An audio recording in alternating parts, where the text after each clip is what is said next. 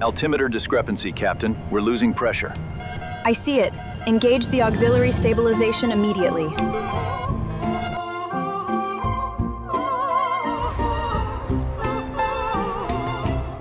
This work is dedicated to the 157 lives lost on flight ET302.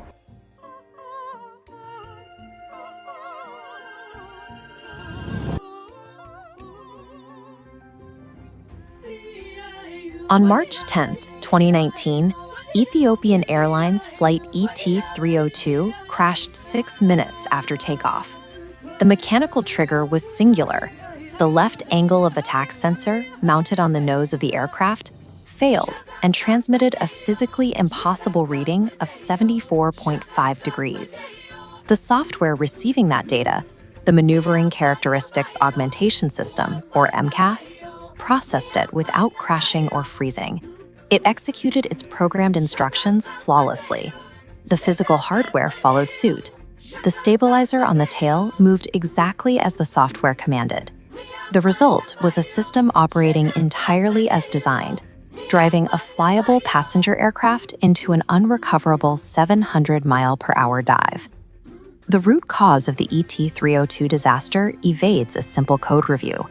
A catastrophe of this scale requires a systematic collapse across the entire software development lifecycle. Physical debris on the ground cannot explain how a fatal design was approved for flight. To find the origin of the crash, we have to audit the invisible timeline of Boeing's quality assurance pipeline. This matrix is the SDLC defect ledger. In a safety-critical project, the first row, the requirements phase, establishes the absolute limits of a system. Here, we see an empty space. MCAS was introduced late in the 737 MAX development cycle through informal communication. Engineers bypassed the creation of a formal written requirements document entirely. Without written constraints, the system was vulnerable to silent scope creep. Over time, management expanded the authority of the MCAS software. This allowed the software to command larger, repeated stabilizer movements. Because no original baseline existed, these drastic changes bypassed standard change management protocols.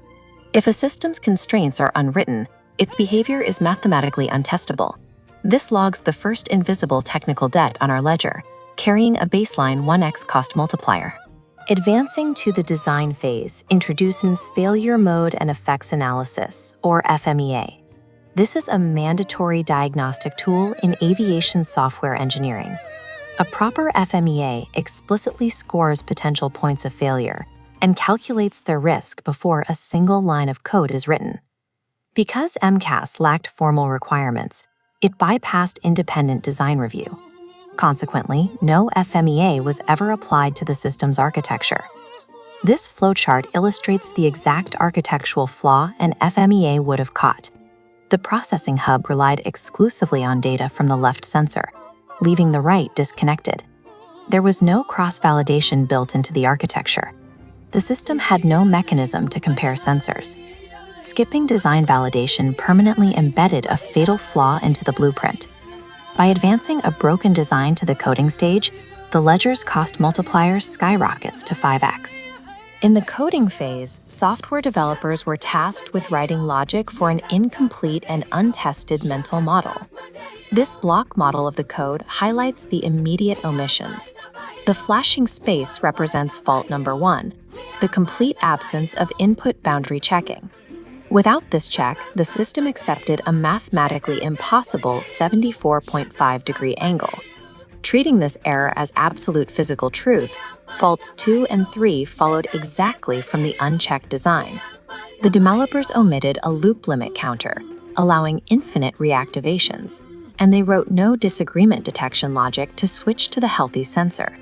The developers successfully wrote functioning code for a suicidal design. Latent physical threats were now firmly embedded into the software, pushing the cost multiplier to 10x.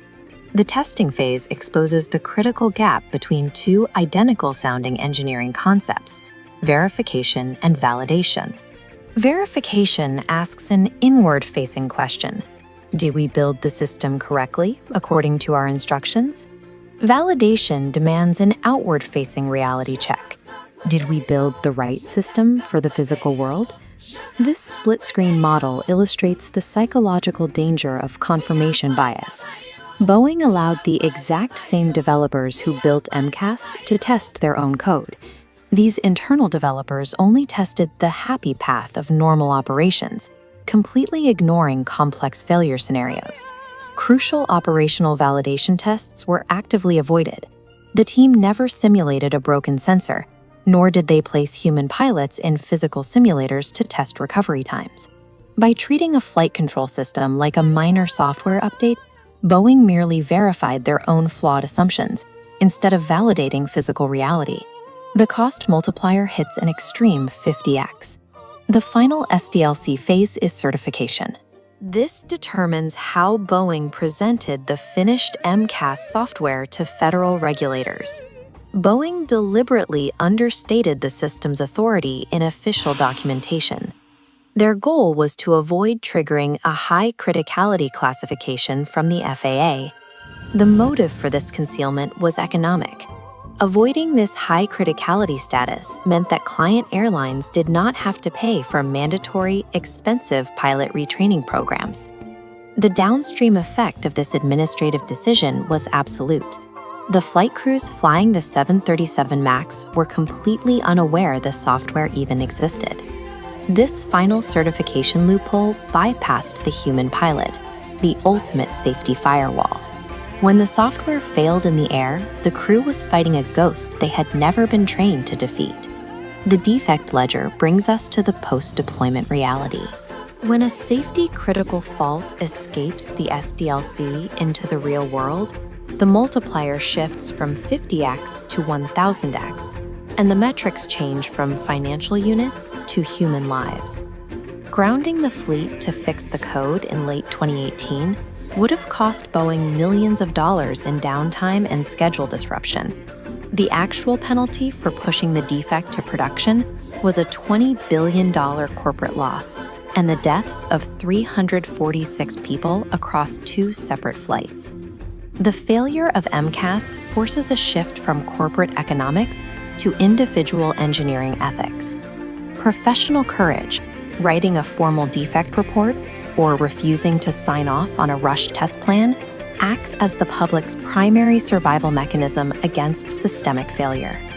An engineer's signature on a quality assurance document is a sacred, invisible promise made to the end user.